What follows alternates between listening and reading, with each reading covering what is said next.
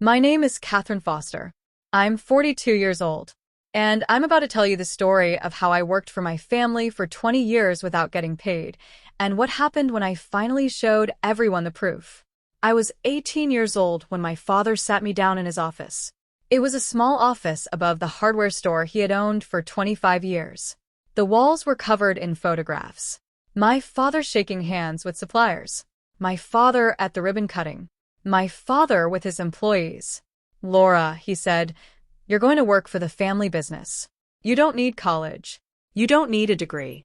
You have everything you need right here. You're Foster. You belong here." My mother was standing behind him. She nodded. "Your brother is going to take over one day. You're going to help him. That's your role in this family. You're going to be his right hand. You're going to be his support. You're going to be everything he needs." I was 18. I had dreams. I wanted to be a teacher. I wanted to go to college. I wanted to see the world. I wanted to be somebody. I wanted to be more than just a helper. But I didn't argue. I never argued. I was the good daughter. I was the one who didn't make trouble. I was the one who did what I was told. I was the one who sacrificed everything. So I started working at the hardware store. The first year was hard. I worked 50 hours a week. I did everything. I stocked shelves. I helped customers. I answered phones. I did inventory. I cleaned the store. I did all the tasks no one else wanted to do. I did all the jobs no one else would do. I didn't complain. I didn't ask for help. I didn't ask for anything. I just worked. I just kept going. I just kept pushing forward. My father paid me $200 a week. He said it was fair. He said I was learning the business. He said I should be grateful for the opportunity. He said I was lucky to have this chance. He said I was blessed. My brother, Mark, worked 20 hours a week. He got paid $500. He was 2 years older than me. He didn't work as hard. He didn't do as much. But he got paid more. He got everything. When I asked my mother about it, she said, "Mark is going to take over the business one day. He needs to save money. You're just helping. You're learning. It's different. It's not the same. You're not going to be the one running the business." I didn't argue. I never argued. I just kept working. I just kept doing what I was told. I just kept sacrificing everything. The second year was worse. My father gave me more responsibilities. I was now managing the inventory. I was ordering supplies. I was training new employees. I was doing everything except making decisions about the business. I was doing everything except running the business. I was working 60 hours a week. I was exhausted. I was stressed. I was burned out. I was tired. I was broken. I was destroyed. But I didn't complain. I didn't ask for help. I didn't ask for anything. I just kept working. I just kept pushing. I just kept going. My father gave me a raise. I was now making $250 a week. My brother was making $600. He was working 25 hours a week. He was doing nothing. He was taking everything. When I asked my mother about it, she said, "Laura, you're a woman. You don't need as much money. You'll get married. You'll have a family. Your husband will take care of you. Mark needs to support a family. It's different. You're not going to be the one supporting a family." I didn't argue. I never argued. I just kept working. I just kept sacrificing. I just kept giving everything I had. The third year was the year I stopped asking questions. I stopped expecting fairness. I stopped expecting anything. I just worked. I just kept going. I just kept pushing. I worked 60-hour weeks. I did everything. I was the backbone of the business. Everyone knew it, but no one said it. No one acknowledged it. No one thanked me. My father gave me another raise. I was now making $300 a week. My brother was making $700. He was working 30 hours a week. He was taking everything. He was getting everything. He was becoming everything. I was 21 years old. I was making $15,600 a year. I was working 3,000 hours a year. I was making $5.20 an hour. The minimum wage was $7.25. I was being exploited. I was being used. I was being taken advantage of. But I didn't complain. I never complained. I just kept working. I just kept sacrificing. I just kept giving everything I had. I was 23 years old when I decided to quit. I had been working for the family business for 5 years. I had given them everything. I had sacrificed everything. And I had nothing to show for it. I had nothing to show for all my hard work. I told my father I was leaving. I said, "Dad, I can't do this anymore. I'm exhausted. I'm burned out. I'm making less than minimum wage. I need to start my own life. I need to be my own person. I need to be somebody." He looked at me like I had just told him I was moving to Mars. He said, "Laura, you can't leave. We need you. The business needs you. You're the only one who knows how to run things. You're the only one who cares. You're the only one who does anything." I said, "Dad, I've been working here for 5 years. I've given you everything. And I have nothing. I'm making $300 a week. I can't even afford my own apartment. I'm living with mom and dad. I'm 23 years old. I need to start my own life. I need to be my own person. I need to have my own future." He said, "Laura, you're being selfish. You're thinking about yourself. You're not thinking about the family. The family needs you. The business needs you. You can't just leave. You can't just walk away. You can't just abandon us." My mother came into the room. She said, "Laura, you can't do this. This is your family. This is your legacy. You can't just walk away. You can't just leave us. You can't just abandon everything we've built." I said, "Mom, I've been walking away for 5 years. I've been walking away from my own life. I've been walking away from my own dreams. I've been walking away from everything. And I can't do it anymore. I have to be my own person. I have to live my own life." I quit that day. I walked out of the store. I didn't look back. I didn't say goodbye. I didn't give them another chance. I moved to a new city. I went back to school. I got a degree. I started a career. I worked hard. I worked harder than anyone else. I had learned how to work hard from 5 years of being exploited. By the time I was 30, I was making $80,000 a year. I had a nice apartment. I had a good life. I had everything I had always wanted.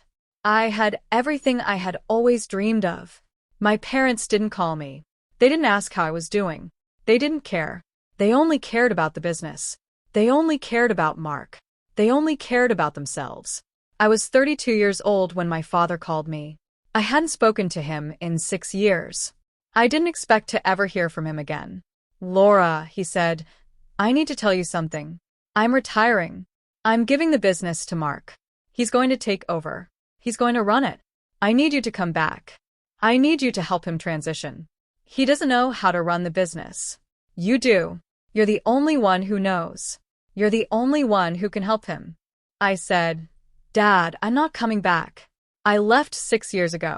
I have my own life. I have my own career.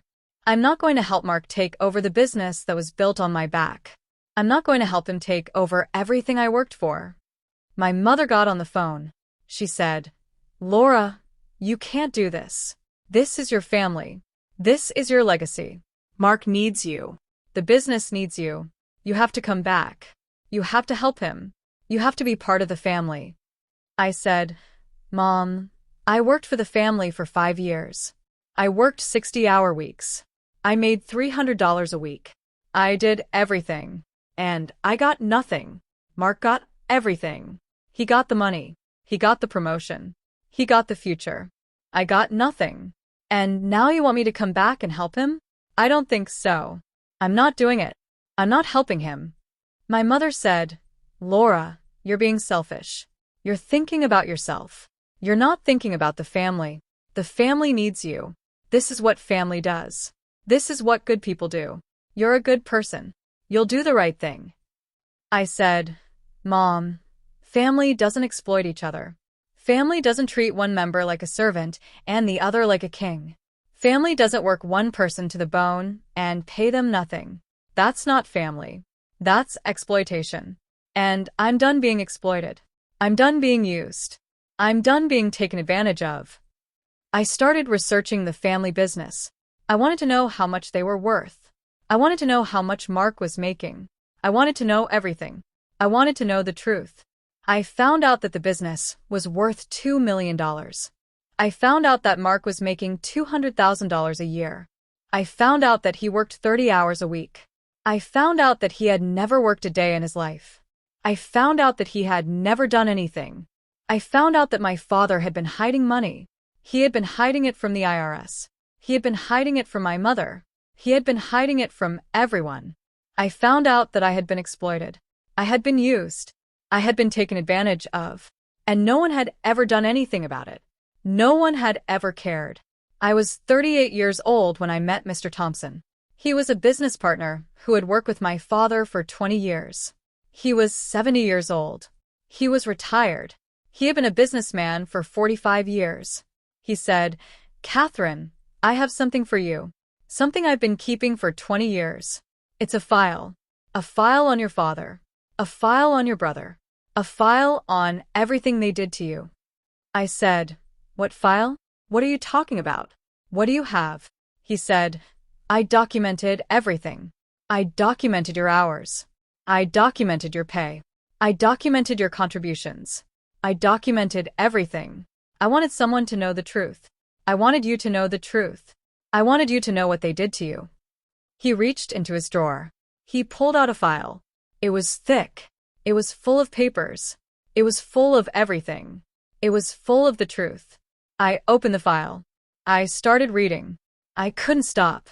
The first page was a summary. A single sheet of paper that listed everything. Everything my father had done. Everything he had taken. Everything he had destroyed. Summary of labor exploitation and wage theft involving Catherine Foster. I read the words. My heart stopped. Labor exploitation. Catherine Foster worked for her family's business for 20 years. She worked 60-hour weeks. She was paid below minimum wage. She was exploited. She was used. She was taken advantage of. Wage theft. Catherine Foster's father stole her wages. He paid her $300 a week while she worked 60 hours. He committed wage theft. He stole from his own daughter. He stole from his own family. Emotional abuse. Catherine Foster was emotionally abused by her family. She was told she was worthless. She was told she was nothing. She was told she didn't matter. She was told she was just a helper. She was told she wasn't important. Family betrayal. Catherine Foster's family betrayed her. They used her. They manipulated her. They took everything from her. They gave everything to her brother. They destroyed her life. They destroyed her future. They destroyed her dream. I read the entire file. I cried. I couldn't stop crying. I realized everything. My family had exploited me for 20 years. They had stolen my wages. They had stolen my future. They had stolen my life. They had taken everything from me. They had given everything to my brother. They had destroyed everything. I went to my father's house. I had the file in my hand. I had the proof. I had the truth. I had everything I needed. My father was in the living room. He was sitting in his chair. He was old. He was tired. He was alone. He said, "Catherine, what are you doing here? I haven't seen you in years. Why are you here?" I said, "Dad, we need to talk." I placed the file on the table. I said, "Dad, do you know what this is?" He looked at it. He said, "What is this? What are you talking about? What do you have?" I said, "This is a file from Mr. Thompson. It's a file on you. It's a file on everything you did to me. It's a file on all your lies. It's the truth." I started reading from the file. I read about the exploitation. I read about the wage theft. I read about the lies. I read about everything. I read about the truth. My father's face turned pale. He said, "Catherine, I don't know what you're talking about. I don't know what you're trying to do to me." I said, "Dad, I have proof. I have evidence. I have everything. You exploited me. You stole my wages. You destroyed my life. You gave everything to Mark. You destroyed my future." I never spoke to my parents again. I never saw them again. I never wanted to. I moved on. I rebuilt my life. I found happiness. I found peace. I sued my father. I won. I got everything I was owed. I got everything I deserved. I got my future back. Part 14. The final words. If you've ever been the one who worked for free while everyone else got paid, I want you to hear something. You don't have to work for free. You don't have to be exploited. You don't have to be used. You don't have to be taken advantage of. You are worth more. You are worth more than they gave you. You are worth more than they said you were. You are worth more than you ever thought you were. You are not their servant. You are not their slave. You are not their backup plan. You are your own person. And you deserve to be paid for your work. My name is Catherine Foster. I'm 42 years old. I worked for free for 20 years. And I got paid. I got paid everything I deserved. If this story made you feel something, drop a comment below. Tell me the word that describes what you feel. Share this video with someone who needs to hear they're not alone. Subscribe for more stories like this. Thank you for listening to mine.